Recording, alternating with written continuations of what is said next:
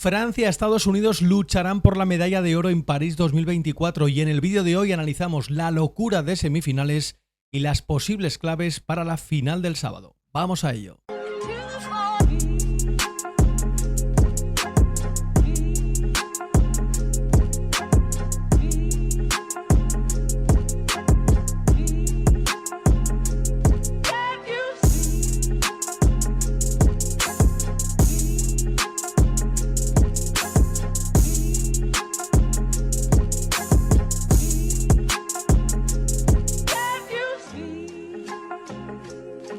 ¿Qué tal, familia? Bienvenidos a un nuevo vídeo en el canal de YouTube de Sexto Hombre, donde hablaremos de las semifinales que se disputaron ayer y donde nos dejaron dos auténticos partidazos con emoción hasta el último instante y que nos deja a Francia, la anfitriona, y a Estados Unidos, la gran favorita, como los dos equipos que van a luchar por la medalla de oro el próximo sábado.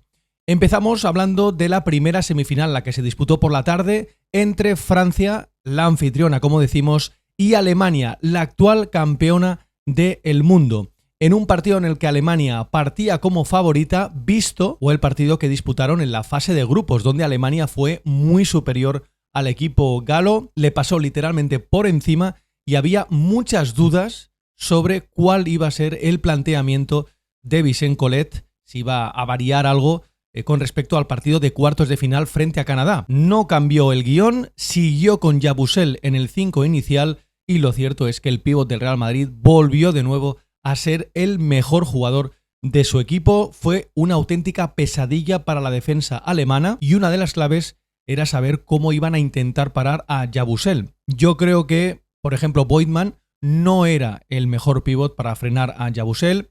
Un pívot que rehúye el contacto, que tira más de tres, que le gusta más posiciones exteriores que dentro de la zona. Tampoco Tiemann fue un jugador que inquietara al pívot del Real Madrid y únicamente podemos decir que de los pívots, de los hombres interiores, Daniel Theis fue el único que estuvo a la altura en el equipo de Herbert. También es verdad que Francia, ya decíamos que apretó mucho, el público de París-Bercy era un factor determinante, lo fue frente a Canadá y en el partido de ayer ante Alemania volvió a ser determinante tener a toda tu afición delante, que les llevó en volandas. Literalmente, volaron Francia desde el minuto 1, salió con mucha fuerza y eso yo creo que Alemania pudo notar un poquito y acusó esa presión excesiva que había en el París-Bercy. Una Francia que fue mejor que Alemania. Alemania no estuvo bien en algunas fases del partido. Dennis Schröder sí que estuvo bien, pero estuvo mejor en la segunda parte. En la primera estuvo amasando mucho balón, sobando mucho el balón, no encontraba vías de pase cómodas para poder anotar a Alemania y también Frank Wagner no estuvo cómodo. De hecho, Dennis Schröder acabó con 18 puntos, pero Frank Wagner acabó con 10 puntos y dio la sensación que hizo Francia una muy buena defensa sobre el alero de los Orlando Magic, que era el único jugador exterior junto con Schröder que les podía plantear algún problema por su capacidad para poder penetrar, sacar faltas, fadeaways, etc. Aún así, el equipo de Vincent Collet maniató muy bien a Franz Wagner, también maniató muy bien a Dennis Schröder, que a pesar de los puntos anotados, yo creo que estuvo incómodo, no metió esos triples desde 9 metros, algunos sí, pero no estuvo tan cómodo el nuevo base de los Brooklyn Nets y ahí yo creo que fue una de las claves del partido. En una Francia en la que ya hemos dicho que Yabusel volvió a ser determinante para la victoria de Francia. De hecho, el público del París-Bercy en los tiros libres le gritaba MVP, MVP al pívot del Real Madrid. Un Yabusel que anotó 17 puntos y 7 rebotes y que junto con Isaiah Cordinier, del que también tenemos que hablar, el alero de la Virtus de Bolonia, fueron los mejores de Francia. Un Cordinier que ha ido de menos a más en este torneo y que acabó con 16 puntos y 7 rebotes con un primer cuarto absolutamente brutal. Volvió loco a la defensa de Alemania. Una locura. Lo de Cordinier, con triples, penetraciones, muy incisivo, muy atrevido en ataque, apretando y inquietando mucho a la defensa de Alemania y al final fue determinante junto con Yabusel, como decíamos, los dos mejores del equipo de Vicenç Collet. Y después de Cordinier, bueno, pues hay que hablar de otra clave que para mí fue fundamental, que fue el juego interior de Francia, que se comió al juego interior de Alemania, donde ya hemos dicho que Daniel Theis fue el único jugador destacado, el pívot, el nuevo jugador de los New Orleans Pelicans, pero también hay que destacar el buen partido de Matías Lesort, el pívot del Panathinaikos, que junto con Yabusel volvieron locos a la defensa de Alemania, fueron muy fuerte al rebote, sacaron muchas faltas, estuvo muy incómodo todo el juego interior de Alemania, tanto Tiemann como Voigtmann, como Daniel Theis y como Moritz Wagner, que prácticamente pasó inadvertido, se cargó muy rápido de faltas y dio la sensación que no estaban nada cómodos, que Yabusel y Lesort estaban campando a sus anchas por la zona. Hay que hablar de Wemby, de Victor Wembanyama, que no tuvo su mejor partido, pero aún así hizo unos números decentes, con 11 puntos, 7 rebotes y 4 asistencias, pero estuvo mal en el tiro. 3 de 9, 1 de 8 en tiros de 3 para el pívot de los San Antonio Spurs, que a pesar de ello llega a su primera final olímpica en su primera convocatoria con la selección de Francia.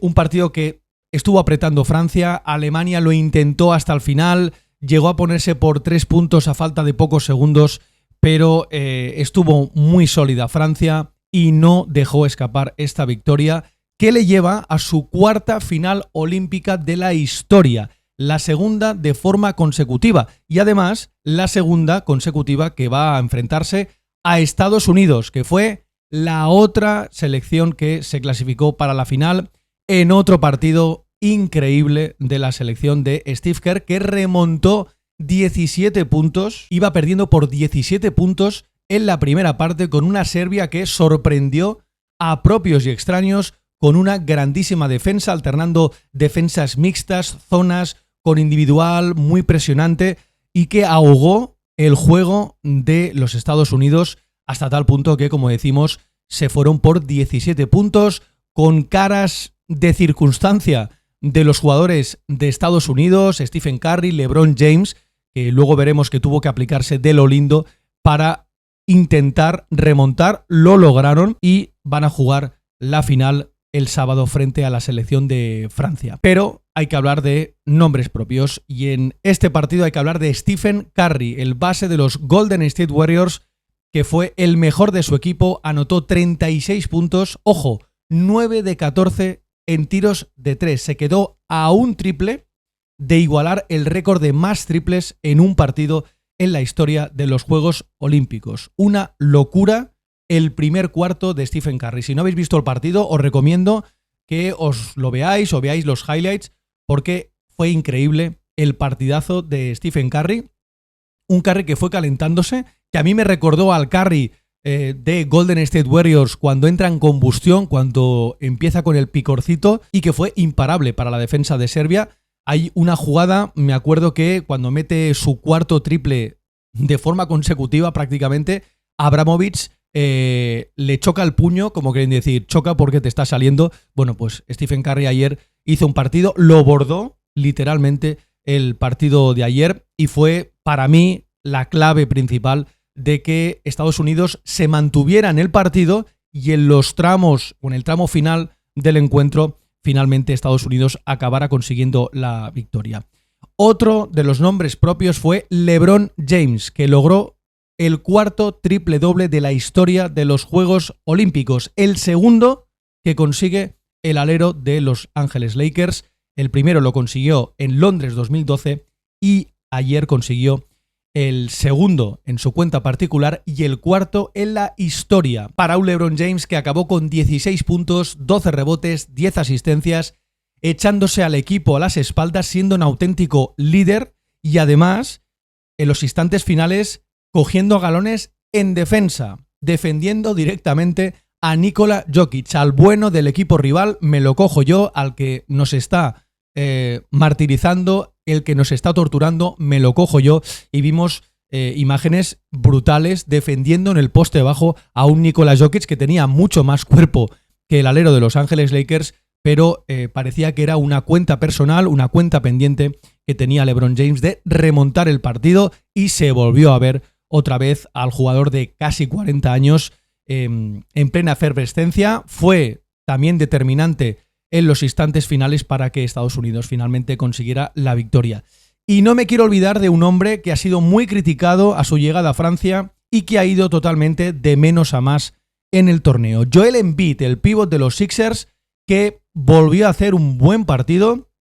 Lástima que se acaben los Juegos Olímpicos porque el pívot de los Sixers fue un jugador también determinante junto a LeBron James y Stephen Curry, especialmente en los instantes finales, donde realmente se estaban jugando las castañas. Estados Unidos se estaba jugando el no ser eliminada y dio un paso adelante, anotando 19 puntos y siendo, como decimos, determinante en los instantes finales. Unos Estados Unidos que en el último cuarto ganaron los últimos 10 minutos 32-15. Buena cuenta de la remontada que hizo el equipo de Steve Kerr, que salvó los muebles, se tuvo que emplear. Hay algunos titulares en prensa, hoy he visto que titulan que tuvieron que sacar los tanques Estados Unidos en clave militar para poder conseguir la victoria, doblegar a una Serbia que estuvo muy bien, especialmente en la primera parte, y que tuvo en Bojan Bogdanovic, el alero de los Atlanta Hawks, el mejor, 20 puntos, y, como no, Nikola Jokic también fue otro de los más destacados de su equipo Serbia, con 17 puntos, 5 rebotes y 11 asistencias. A mí me sorprendió muchísimo que Pešić dejara durante la segunda parte, muy buena parte de la segunda parte, a Abramovich en el banquillo. Un hombre que hizo mucho daño, especialmente en la primera parte, a Estados Unidos, con muchos triples, con su gran defensa, con su buena defensa, intentémoslo dejarlo así, molestando lo máximo posible a Stephen Curry, y me sorprendió mucho que Pešić se olvidara de él. De hecho, lo sacó cuando quedaban muy pocos instantes para acabar el partido, cuando ya Serbia tenía que remontar 3, 4, 5 puntos, tenía que aplicarse en defensa con esos cambios de balonmano, y me sorprendió muchísimo que Abramovich no jugara mucho más en la segunda parte y sí apostara Pešić por Micic, que no jugó un mal partido, pero en los instantes finales se le vio bastante errático en el lanzamiento de 3. Pero aún así, no hay que ponerle ningún pero a Serbia, que luchó, peleó, lo tuvo ahí, pero se le hizo el partido muy largo y Estados Unidos consiguió remontar el partido. En un partido en el que el primer cuarto fue brutal, las defensas brillaron por su ausencia, podían tirar muy cómodos tanto Stephen Curry como Bogdanovic como Abramovich. Fue una locura el primer cuarto, con un porcentaje de triples sencillamente espectacular. Y aún así, Estados Unidos, como decimos, jugará la final del próximo sábado frente a Francia. Posibles claves de este partido.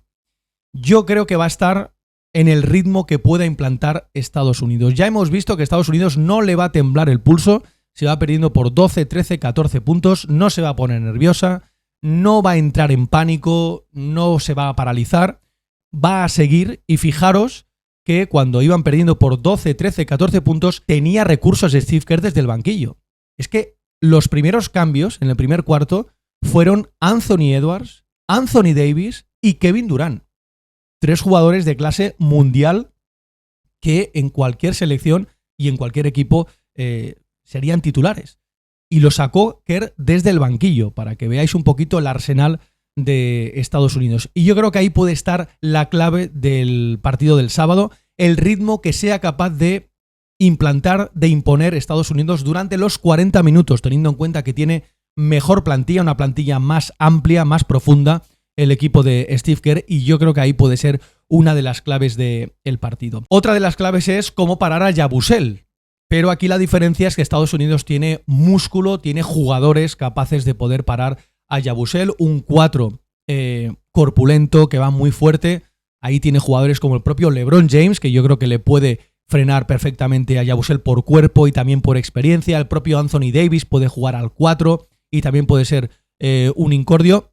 Y en posiciones exteriores, como parar a Cordinier, que en estos 2 partidos, en cuartos y en semifinales, ha estado muy bien. Tienes desde Anthony Edwards, que defiende muy bien, Derrick White, incluso a Holiday, que puede ser un defensor para el jugador de la Virtus de Bolonia. Y por supuesto, otra de las claves va a ser Paris Bercy, que va a estar teñida directamente, va a estar bañada por seguidores franceses, algunos habrá de Estados Unidos, pero evidentemente París-Bercy va a ser totalmente gala, totalmente francesa, y la comunión con el público va a ser determinante con la presión que implantaron ante Canadá y la presión que pudimos ver que notaron un poquito Alemania jugando en un ambiente totalmente hostil.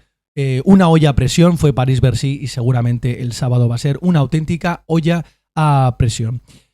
Y hemos analizado las semifinales, partidazos, ya digo, increíbles los dos partidos, con emoción hasta el final, luchando Alemania por remontar, Serbia intentando la machada de eliminar a Estados Unidos, pero aún así fueron dos partidazos. Y como decimos, hasta aquí el vídeo de hoy, analizando las semifinales y haciendo una mini previa de la final del sábado entre Estados Unidos y Francia. Por cierto, Francia llega a su cuarta final en la historia de los Juegos Olímpicos, la segunda consecutiva. Nada más, os leo en los comentarios qué os parece. Estados Unidos va a ganar el oro sí o sí, Francia tiene algo que decir. Os leo en los comentarios y como siempre nos vemos en el próximo vídeo. Adiós.